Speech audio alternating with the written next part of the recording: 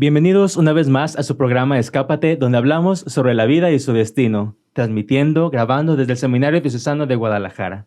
Para mí es un gusto estar aquí frente a ustedes, ante las cámaras y ante los micrófonos.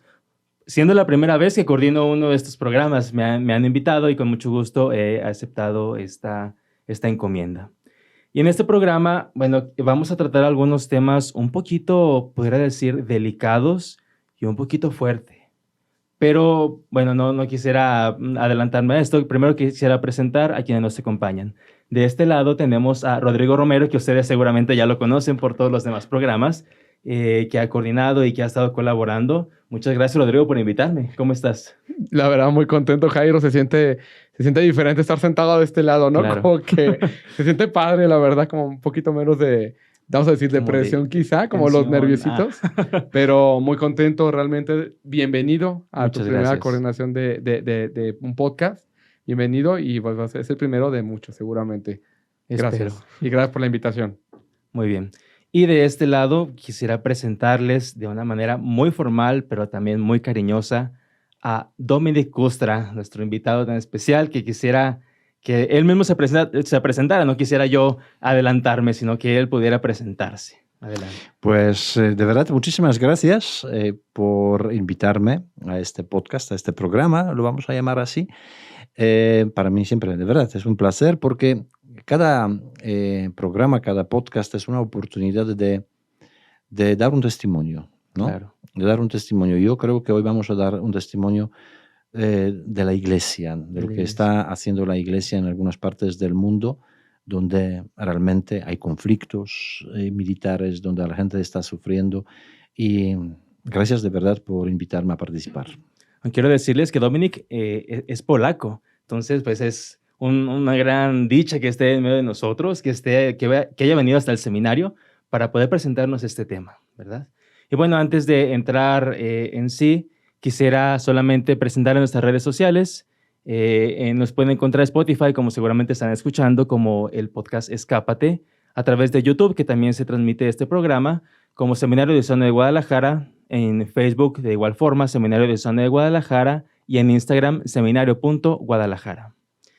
Bueno, como pueden darse cuenta, este episodio se llama así, Una guerra olvidada. Seguramente pudieron darse cuenta hace alrededor de algunos 8 meses en redes sociales, en las noticias, se suscitaron o se dieron noticias sobre el conflicto bélico que existe todavía hasta estas fechas en Ucrania y en Rusia, ¿verdad? Fue un tema muy polémico en su momento. Y bueno, quiero compartirles un poquito como muy personal esto, pero que me da a la vez como vergüenza, ¿no? En ese momento, fue en febrero de este año, yo acababa de ir por la cartilla militar a recogerla porque se había retrasado un poco por motivos de la pandemia. Entonces, estando ya ahí que ya me la habían dado, como a los 2 o 3 días se dio este conflicto, inició este conflicto y dije, ay, ya nos van a mandar para allá, ¿no? Porque se dieron mucha polémica, ¿no? De que iba a suceder la Tercera Guerra Mundial, había como cierto conflicto entre Occidente y Oriente, como si volviéramos a la Guerra Fría prácticamente, ¿no? Entonces, bueno, esto lógicamente en cifras estamos hablando. Pero también yo quisiera preguntarle, Dominic, ¿cómo es que se está viviendo más esto personalmente? Porque bien pudiéramos hablar en este sentido muy ampliamente y muy, si lo pudiera decir, burdamente, porque solamente nos estamos enfocando en cifras, nos estamos enfocando en quién es más fuerte, quién es más débil, o incluso las organizaciones gubernamentales, organizaciones internacionales, pues piensan solamente como en a su favor y no se habla nunca. ¿Quién saca mejor provecho? Exactamente. Nunca se habla como Sí. de la parte humanitaria o qué están sufriendo. No sé si nos puede hablar un poquito sobre eso. Mire, yo creo que apenas hace unos 8 o 9 meses, ¿no?, atrás, nadie de nosotros ha pensado que puede surgir un conflicto militar dentro del continente europeo. Yo creía al menos que la Segunda Guerra Mundial, Primera Guerra Mundial, nos debería enseñar algo, ¿no?, a la sociedad. Sin embargo, surge una cosa totalmente inesperada. Yo, como polaco, pues lo miro de otra manera, como un mexicano que vive a 10 o 11 mil kilómetros de ahí. Claro. Aunque estoy aquí en Guadalajara, estoy aquí en México viviendo ahora, pero toda mi familia vive en Polonia. Sí. Y entonces fue una gran preocupación porque al principio incluso Polonia estaba amenazada, ¿no? Y bueno, y está involucrada militarmente, está ayudando al ejército ucraniano. Luego yo tengo dos sobrinos, uno es policía y otro es militar. Recién cumplió academia militar, ¿no? Ya es teniente. Y fíjate, se gradúa y surge la guerra en Ucrania.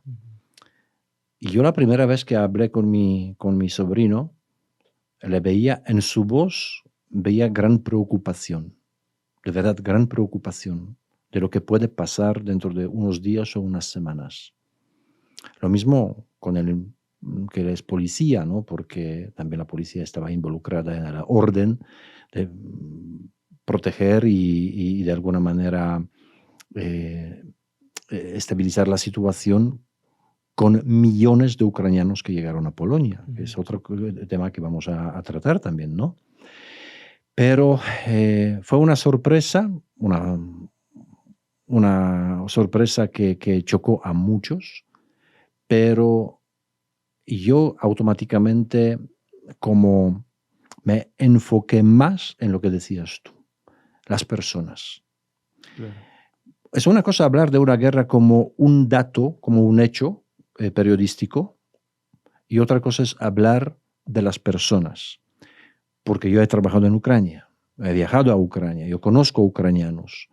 Quiero decir que para mí no es un dato, es un hecho, una guerra que afecta a mis amigos, a las personas que conozco yo, Claro. que quizás van a perder un día su casa, que quizás uno de ellos va a fallecer a causa de una explosión o un bombardeo.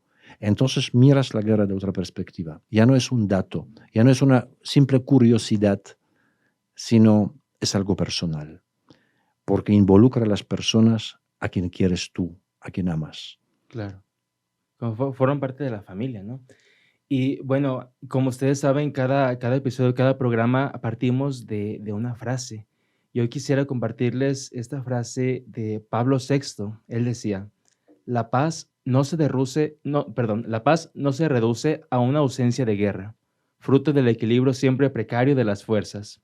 La paz se construye día a día en la instauración de un orden querido por Dios que comporta una justicia más perfecta entre los hombres. Entonces, estamos viendo ahora lo que nos compartía Dominic, ¿no? Desde una manera personal, cómo se vive, ¿no? Muchas veces, y nos podemos darnos cuenta de que esto está completamente olvidado. O sea, vamos a las redes sociales y no es un tema ya polémico como lo causó hace 8 meses, sino que se aparece, a lo mejor pudiéramos verlo en tendencias, pero es algo como que, está porque está solamente ahí, no porque nos preocupemos por eso, ¿no? Y muchos de estas instituciones que menciono, pues simplemente están buscando sus intereses sin buscar algo más, sin meterse más a la parte humanitaria, a la parte antropológica. ¿Por qué? Porque se está dañando ahí la dignidad de las personas, la dignidad del ser humano. Entonces, vamos viéndolo desde esta parte. La concientización debe de venir desde la persona humana porque somos personas humanas, ¿sí? ¿Qué opinas sobre esto, Rodrigo? Pues sí, sobre todo el respeto de la dignidad de la persona humana, como bien dices tú, Jairo. Desgraciadamente, efectivamente, hace como 8 meses, recuerdo bien cuando salió esta noticia, sí fue trending topic, sí generó mucha tendencia definitivamente, porque hablaban de que ya la Tercera Guerra Mundial, híjole, a ver qué va a pasar, ¿no? Que si se mete esta nación, si se mete esta otra, que si Estados Unidos, que si ya va a estallar todo. Y ya todo el mundo empezó con el pensamiento de que ya es el fin del mundo, ¿no? Ahora sí, una guerra nuclear, todo esto, ¿no? Y sí, pero con el paso de los meses, pues hemos visto evidentemente un poquito menos de difusión de ciertos medios de comunicación. Debo decir que, y eso a mí me ha llamado mucho la atención, no porque yo sea seminarista, no porque yo sea cristiano, sino porque he visto de verdad al Papa Francisco todo el tiempo tiene muy presente esto de la guerra de Ucrania y la situación con lo de Rusia. Lo tiene muy presente desde que me llega la notificación en el celular, en un Twitter, en un tuit del Papa Francisco. El Papa Francisco menciona algo sobre lo de Ucrania. Está muy al pendiente de esto, ¿no? Pese a que ya no es noticia para los medios de comunicación más convencionales que tenemos en la televisión nacional, internacional, pero evidentemente hay un conflicto, ¿no? Y me gusta mucho pensar que quiero pensar que no es porque haya algún interés de por medio. Quisiera pensar eso, pero pues no sabemos realmente bien sobre esto. Pero algo que me llama la atención, a veces pensamos que la guerra terminó en 1945 con el fin de la Segunda Guerra Mundial, o que terminó en 1989 con el término de la Guerra Fría, ¿no? Y la caída de la URSS, la Unión Soviética, ¿no? Pero realmente el Papa Francisco dice algo muy interesante. Hablamos de una tercera guerra mundial en pedacitos, así lo mencionó Marco Oro muy bien en un discurso. Es una tercera guerra mundial en pedacitos, poco a poco, ¿no? Híjole, y hablando de situaciones, ahorita por ejemplo con lo de Ucrania, pero hace 25 años con lo de Ruanda, luego lo de Siria, evidentemente, y otro tipo de situaciones más. Que evidentemente, pues la guerra, obviamente es por una falta de diálogo. Definitivamente es una falta de diálogo, pero de sentido sobre todo, de que somos hermanos. Y obviamente aquí se excluye la parte de reconocer que tenemos un Padre, que es Dios, y que si yo tengo un Padre, eso lo dice la Fratelli Tutti, por ejemplo, del Papa Francisco, y que si yo tengo un Padre, pues también tengo hermanos, por lo tanto, ¿no? Claro. Y ahí viene el olvido sobre esto y pues está fuerte. Sí. Bueno, sobre esto que mencionas, me ha llamado mucho la atención que la Iglesia no se ha olvidado de la guerra, cuando en otros ámbitos pudiera decirse que sí ha estado lejos o incluso pues ha estado solamente buscando sus intereses, la Iglesia ha estado presente, ¿no? No sé si, Dominic, nos pudieras hablar un poquito de cómo la Iglesia, qué ha hecho la Iglesia, cómo ha estado la Iglesia y cómo está la Iglesia. ¿Cómo está la Iglesia dentro de Ucrania? Sabemos que en Ucrania hay cristianos. Entonces, ¿cómo se encuentra? Bueno, yo creo que hay ciertas cosas sobre el conflicto de Ucrania que deberíamos como tratar, ¿no? por segmentos, ¿no? Muy bien. Primero, yo creo que no es la cuestión únicamente que nos olvidamos de la guerra, incluso en México, no es la cuestión de olvidarse, sino acostumbrarse. Es lo mismo que está pasando con la misma situación aquí en México, ¿no? Con el tema de la delincuencia, por ejemplo, de los secuestros, de los asesinatos, ¿no? Femicidios a veces, ¿no? En algunas partes, que el primero o segundo es una noticia, ¿no? Y todo el mundo pendiente, como asustado, como entristecido. Pero luego se convierte en un número. Hoy poca gente ya cuenta cuántos secuestros hay en México, cuántos asesinatos, ¿no? hay en México. Ya simplemente es una cifra, ya deja de ser noticia, ¿no? Nos acostumbramos con el sufrimiento, nos acostumbramos con la muerte. No es que olvidamos, sino nos acostumbramos, dejamos de hablar, simplemente. Es una cosa diaria y se acabó, ¿no? Mientras no me toca a mí o a algún familiar, la cosa sigue, ¿no? Claro. Y esto es precisamente un gran error, ¿no? Como ser humano, ¿no? Y mucho menos para nosotros los cristianos, que no podemos aceptar y no podemos acostumbrarnos con el sufrimiento humano. Y esto es lo que está ocurriendo en Ucrania. Y esto te lo va a decir, van a decir muchos sacerdotes, amigos míos, que están trabajando, por ejemplo, en Italia, que están trabajando en España, ¿no? Primeras semanas de la guerra, todas las parroquias, quiero decir, gente, ¿no? Le llamaban, hasta políticos, gente, hombres de negocios, le llamaban, ¿qué necesitas? ¿Te ayudamos esto? ¿Te ayudamos? Dice, yo no tenía tantos contenedores para enviar ayuda a Ucrania. Dice, la guerra sigue en Ucrania, pero la ayuda ya la gente ya se olvidó. Pero no significa que la gente hoy no necesita. Precisamente nos olvidamos de una cosa, que cuando surge alguna desgracia, hablamos de una catástrofe natural o una guerra, como por ejemplo, un terremoto en Ciudad de México, ¿no? Claro. Primeras semanas todo el mundo se vuelca, ¿no? La gente compra, la gente lleva despensas. Pasan 3-4 semanas, se acabó. Pero ¿usted cree que en 4 semanas todas las familias se recuperaron, ya van fantásticamente, económicamente, recuperaron y reconstruyeron sus casas? No, es justo cuando más necesitan, ¿no? Pero se terminó nuestro interés, ya nos hemos olvidado. Pero la gente sigue en su desgracia. Esto está pasando con la guerra en Ucrania. Ahora, me preguntabas sobre el tema de la iglesia. Aquí podemos hablar de la misma iglesia, pero en dos sentidos. La iglesia universal, como enfrenta el tema de la guerra, y la misma iglesia católica que está dentro de las fronteras ucranianas y tiene que diariamente atender a los feligreses, ¿no? Vamos a la primera parte, la iglesia universal, cómo reaccionó.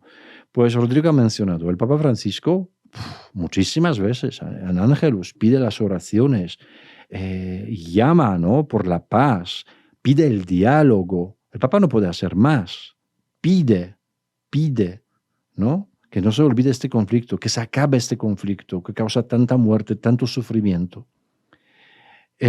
Luego, la Iglesia Universal, pues mire, incluso en México, a través de la Fundación Ayuda a la Iglesia Necesitada, aquí se hizo colectas en algunas parroquias. La gente particular donaba dinero para ayudar a través de la Iglesia a los que sufren, ¿no?, a causa de este conflicto, ¿no? Incluso desde México la Iglesia respondió, ¿no?, a las necesidades y está respondiendo. Iglesia en Italia, en Polonia, ni te cuento, ¿no? ¿Qué hicieron las parroquias para atender a miles y miles de refugiados ucranianos en sus parroquias? Te voy a mencionar solamente una parroquia cerca de Varsovia acogió una sola parroquia, casi 600 familias. Imagínense ustedes que llega a su parroquia ahora donde usted vive, 600 familias con niños, hay que darles hogar para dormir, escolarización para los hijos, algo para comer. ¿No? Sí, claro, es un problema, ¿no? Son 600 familias, ¿no? Bueno, pues eso es lo que hace la Iglesia por fuera, ¿no? Acopio, ¿no?, transportes de ropa, de medicamentos, de alimentos, ¿no? Y luego esta parte de la Iglesia ucraniana. Miren, a mí de verdad me conmovió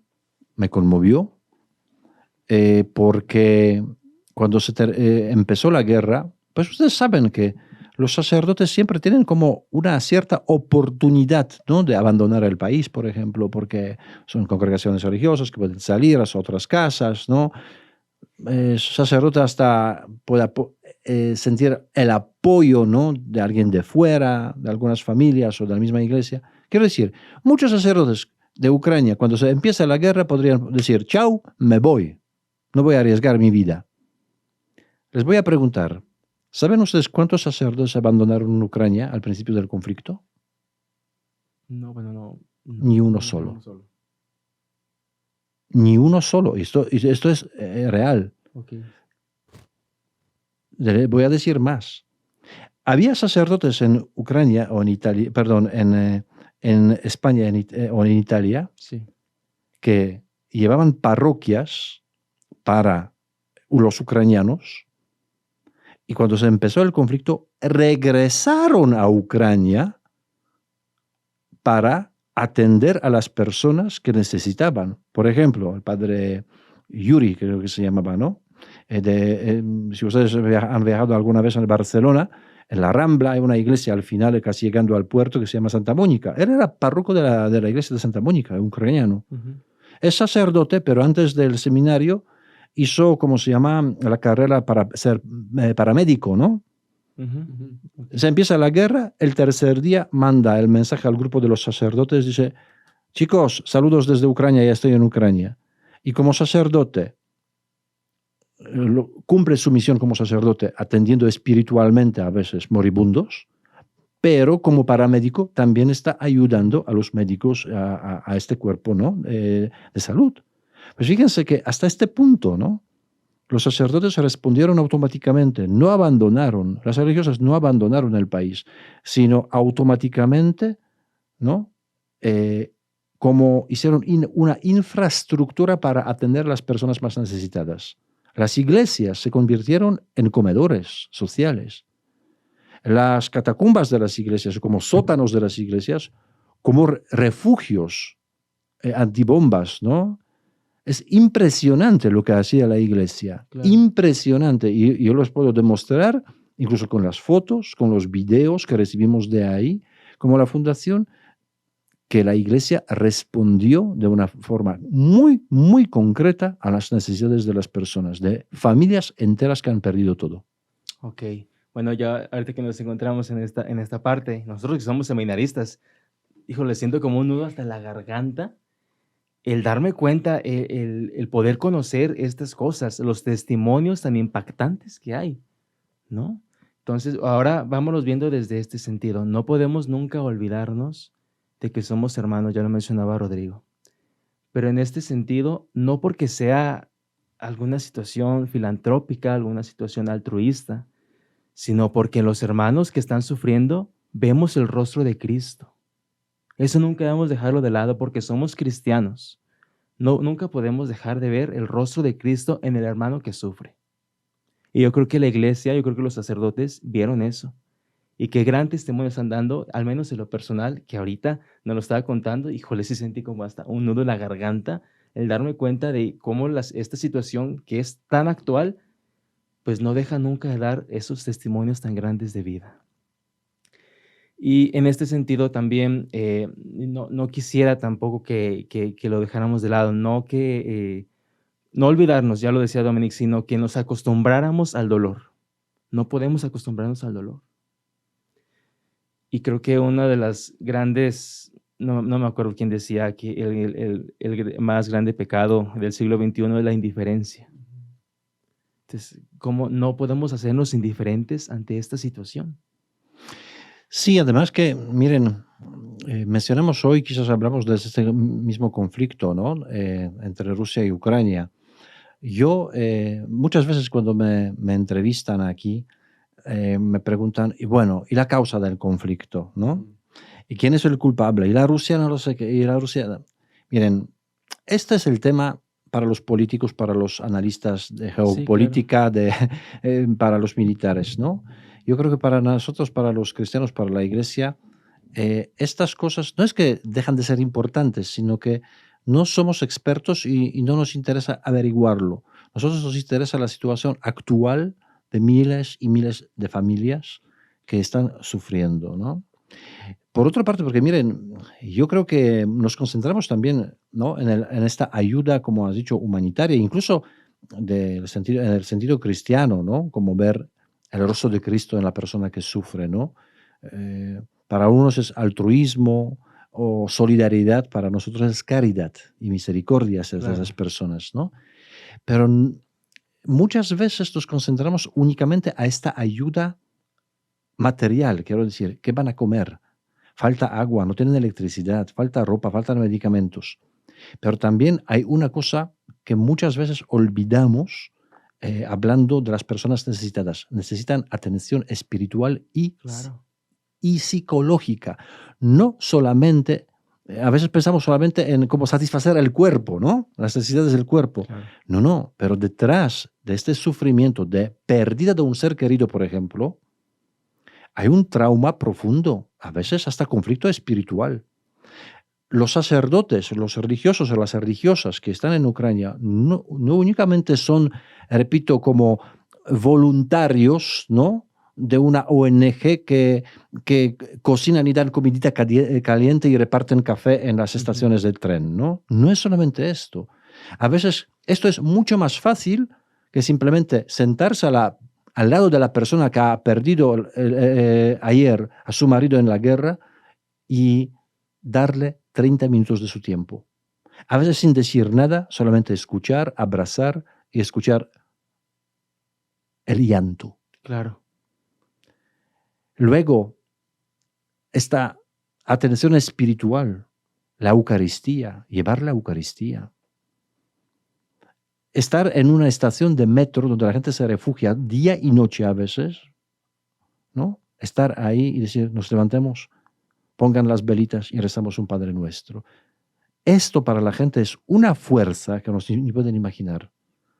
Si no fuera a veces por esta fuerza de la oración, ¿no?, por esta ayuda espiritual, quizás mucha gente hasta cometería el suicidio. Claro. Sin ver el sentido de todo esto. Pero la fe da sentido incluso del sufrimiento. Incluso no quiero decir que vamos a aplaudir o vamos a, de alguna manera, aceptar la guerra. No es cuestión esta, sí, sino verla de otro punto de vista.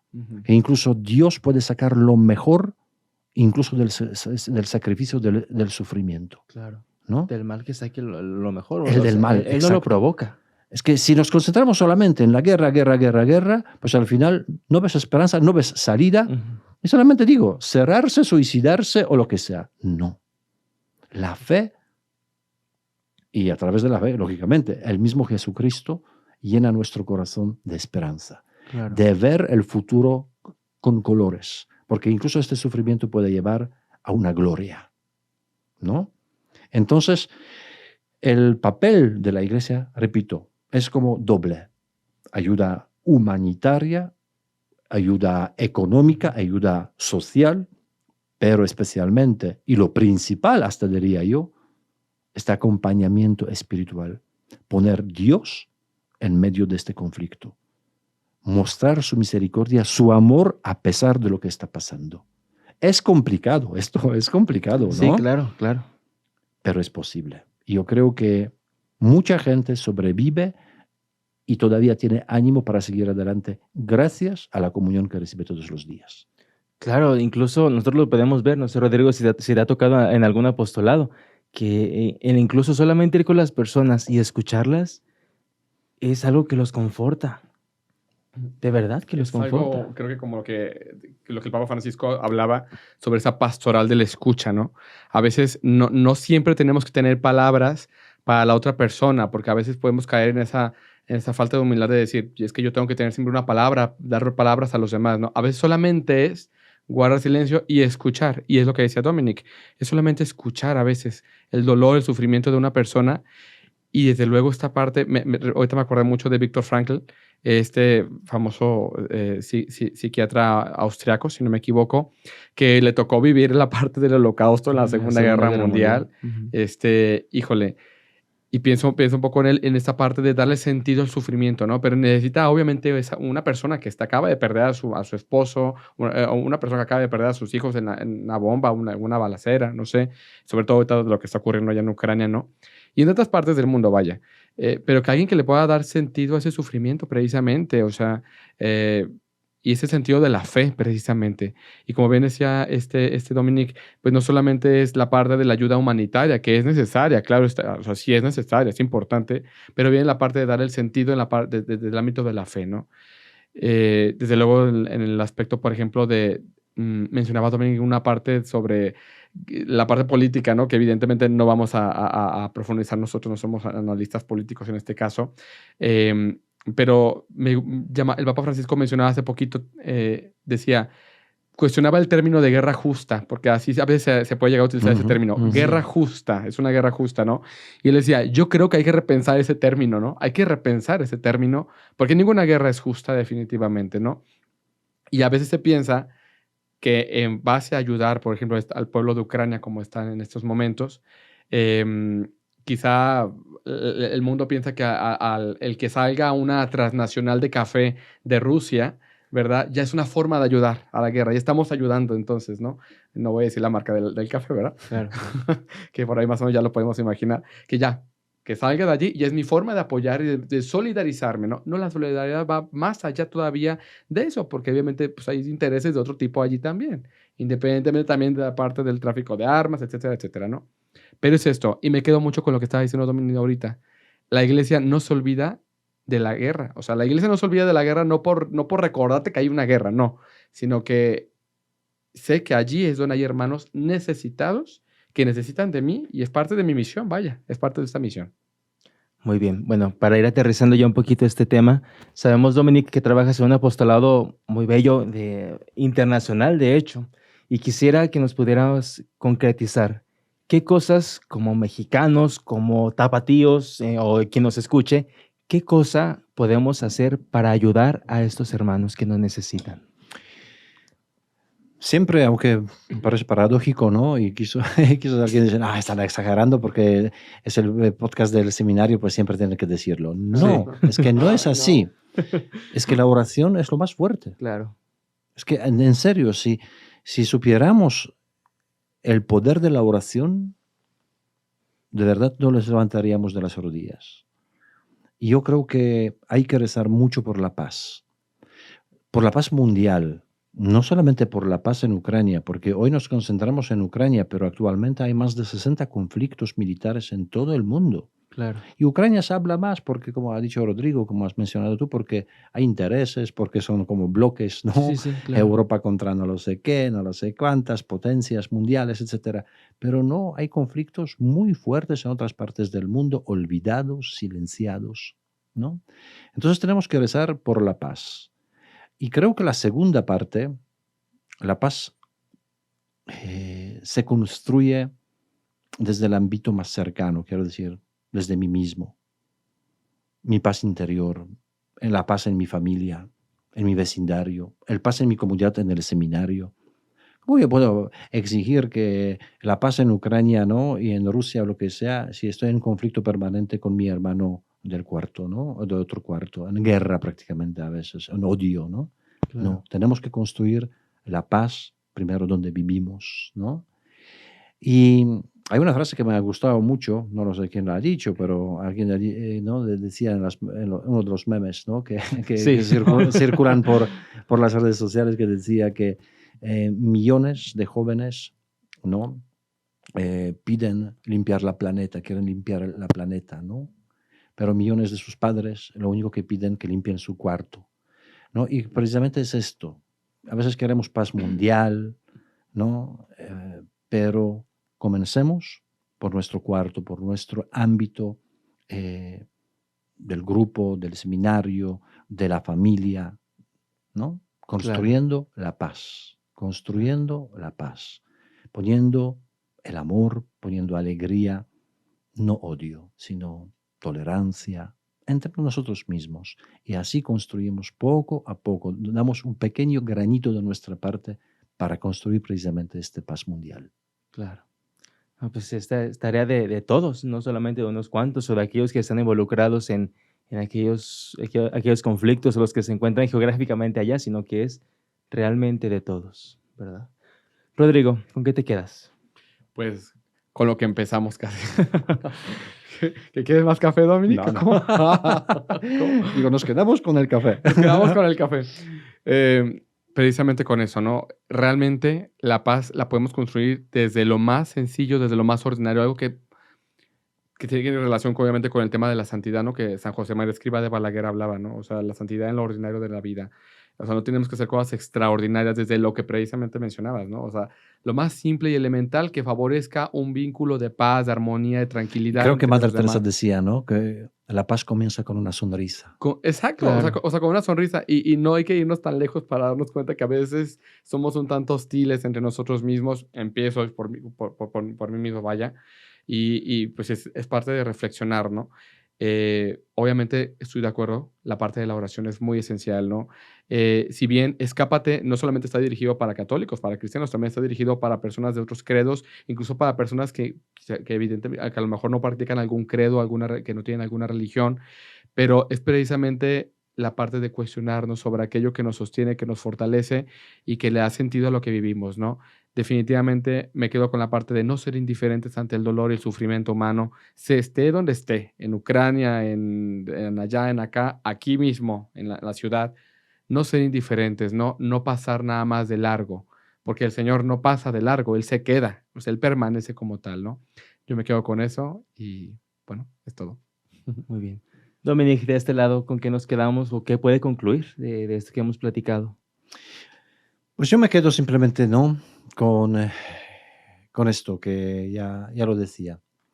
Recen por la paz. Recen el rosario. Pongámonos, por ejemplo, pongamos como un, de nuestra parte, como un compromiso diario, ¿no? Por una semana, que aunque sea una semana, ¿no? Un misterio del rosario todos los días por la paz en el mundo. Y adelante. Y ánimo. Que los conflictos, que este tipo de cosas no nos desanimen, sino cualquier sufrimiento y cualquier obstáculo, lo que deberían hacer es como invocarnos a hacer algo, ¿no? No conformarnos que ya está pasando, no. Conflicto, problema, cualquier obstáculo, a mí me anima para yo ser mejor y sembrar la paz y el amor. Claro, pues hagamos la paz, tengamos la paz, busquemos la paz, pidamos por la paz, pero no la paz simplemente como el cese de conflicto, sino la paz que viene de Dios.